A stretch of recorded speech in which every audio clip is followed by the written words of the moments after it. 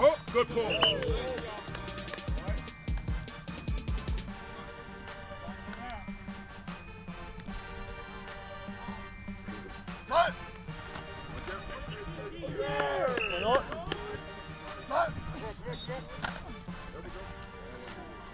Stay away from the glue.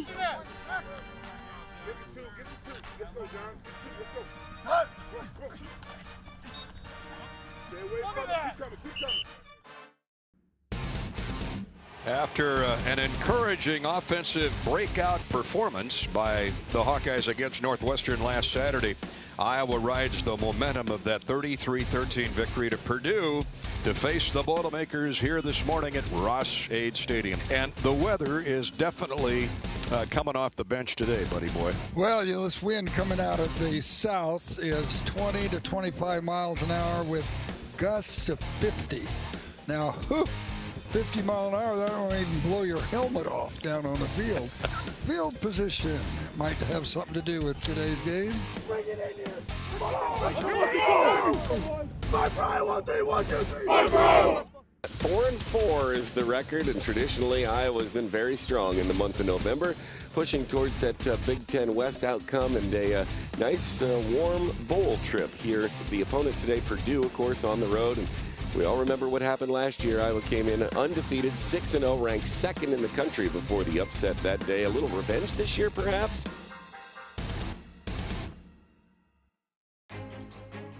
The Heartland is brought to you by University of Iowa Healthcare. Changing medicine, changing lives.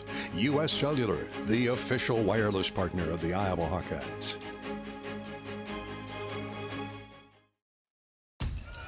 Ball just shy of the 12. Petrus going to throw. Straight back in the pocket. Looks down the middle of the field. Comes back to Laporta on the sideline. He's got it. First down all the way out across midfield to the 48-yard line of Purdue. What a throw there by Petrus. Now that had a lot of touch on it. Petrus has not had touch on the ball early in the game, but he dropped that right in there perfectly. And pretty good coverage at that. It's just a great throw by Petrus. Now straight ahead run. Big hole for Johnson. He's inside the 40 to the 39 of the Boilermakers. Hawks into the wind now. Petrus shifts to the gun. Gavin Williams in the backfield. He's the best blocker. Petrus throws in a quick slant. Caught by Laporta in the slot. First down, still going. Keeping his balance all the way down to the Case IH red zone and the Purdue 15-yard line. That was a great offensive call. And driving on the Boilermaker defense. Petrus on a play fake, looks left, throws back to the middle, caught, touchdown! Touchdown, Sam Laporta! Touchdown, Iowa! What a great adjustment by Petrus. Yeah, Laporta lined up again as a flanker in the slot, and they went with the outside coverage. Laporta went up the field, got between the safety and the corner, and it's great. Deontay Vines ran the corner off.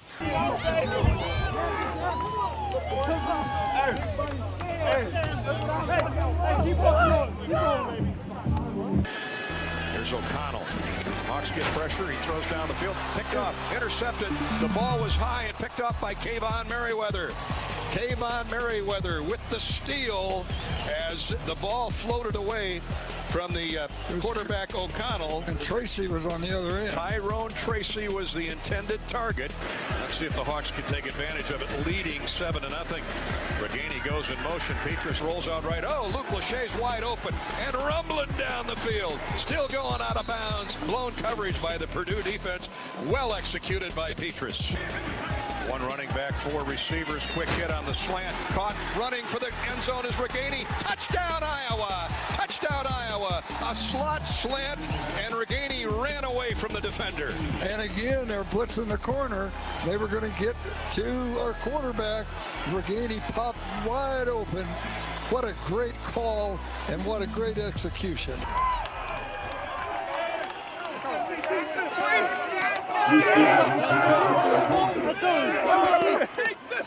Yeah, baby. Here we go. Purdue ready to go. They're driving on the Hawkeyes. O'Connell back to pass. Good protection. Throws over the middle edge. Picked off. Intercepted. It's deflected. Intercepted by Seth Benson.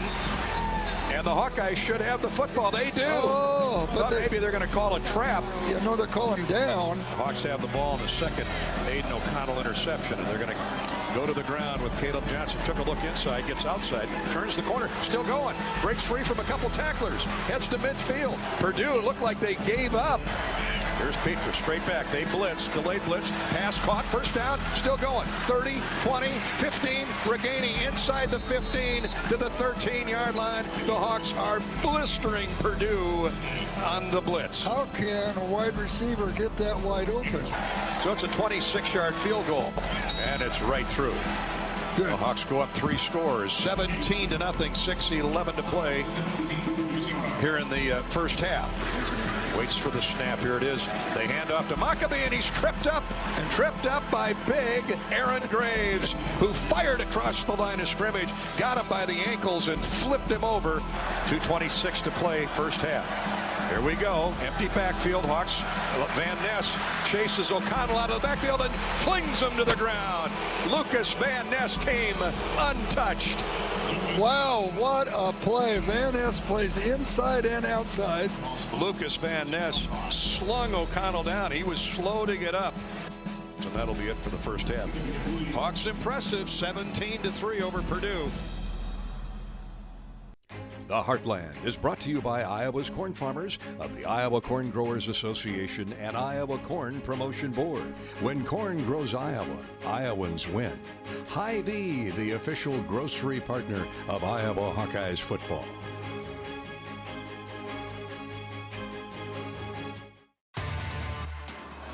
Both tight ends are wing left now for Iowa. Reganey goes in motion. They hand off.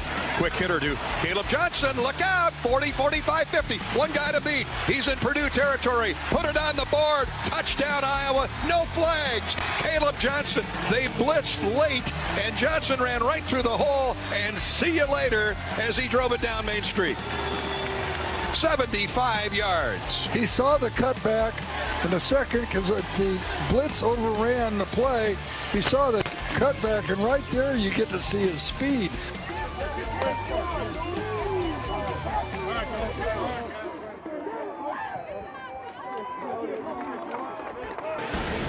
So Aiden O'Connell battered and bruised by that Iowa front in the first half. Only sacked once, but he was knocked around. They're going to run straight ahead with Maccabee, and down he goes for no gain.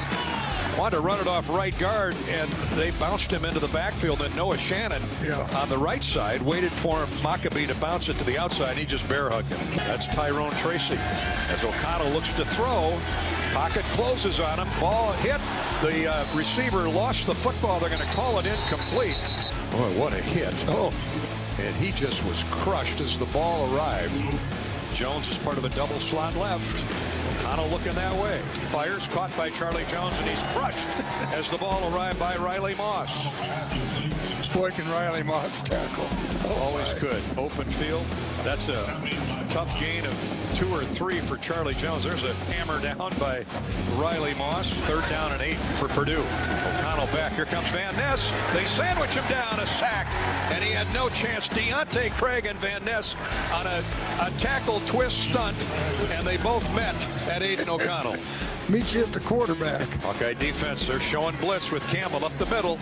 See what happens. Here's the snap. O'Connell, empty backfield, drops back to pass. He's drilled as he throws the football. He's crushed by Lucas Van Ness again, and Joe Evans was there to make sure, and the Hawks take over. What a defense. And O'Connell may need a wheelchair to get off the field. I'll tell you, that pass rush starting, well, it's been great all year. The November chill, a gusting 30-mile-an-hour wind, didn't bother the Hawks today. It was all Iowa today, 24-3, and now on Iowa to Wisconsin at Kinnick.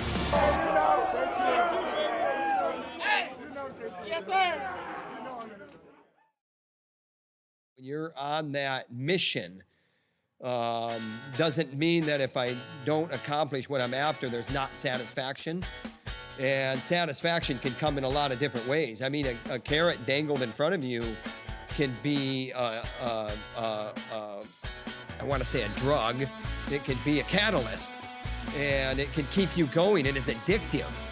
And when you don't accomplish what you set out to accomplish as a competitor, you know, there's two responses.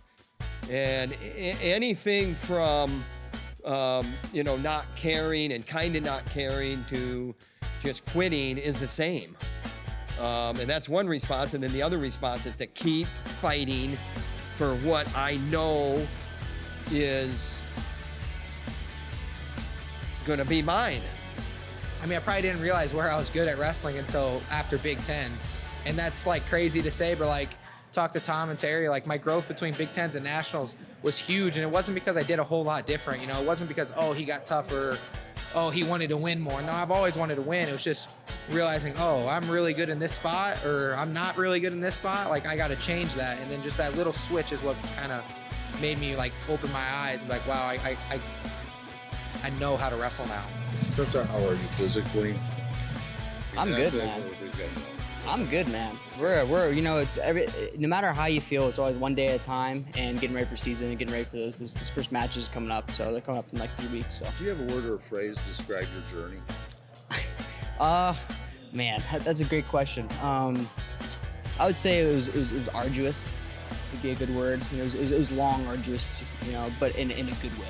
Like I've enjoyed it the entire time. You know, it didn't matter about injuries or whatnot because I always had the best staff and the best, you know, teammates that helped push me along the way to get me through this. So, but it's been a long journey. I mean, 6 years in college. You know, I didn't redshirt, so I was supposed to be 4 and done.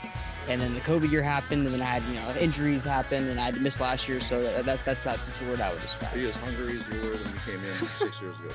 Oh man, you have no idea. I haven't even achieved even an iota of what I wanted to, so we're still working on it. The fans, simply the fans, and to get get those fans roaring, because I'm gonna put on a show, so I'm excited for all the support behind me. You know, the sport needs some more excitement as a whole, but you know, all I can do, and you know, the platform that I have is myself and my performance. So I'm gonna go out there and put on the biggest show that I can for all these, you know, great fans.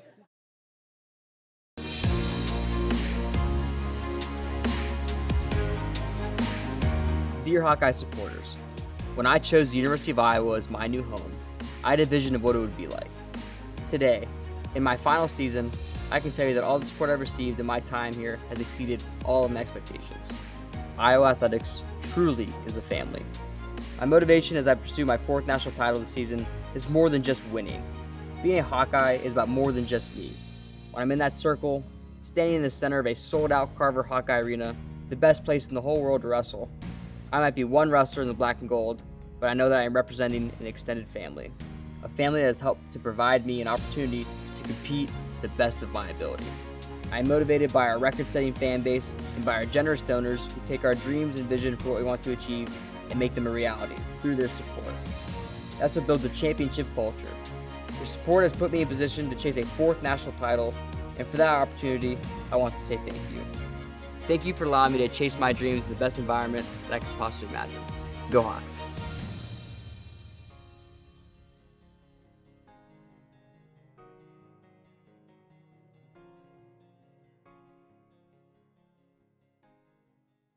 They do things at a high level. They've had a culture and a program now they've built and continued. They're going to be big up front. They're going to like to run the ball. talented at all offensive positions.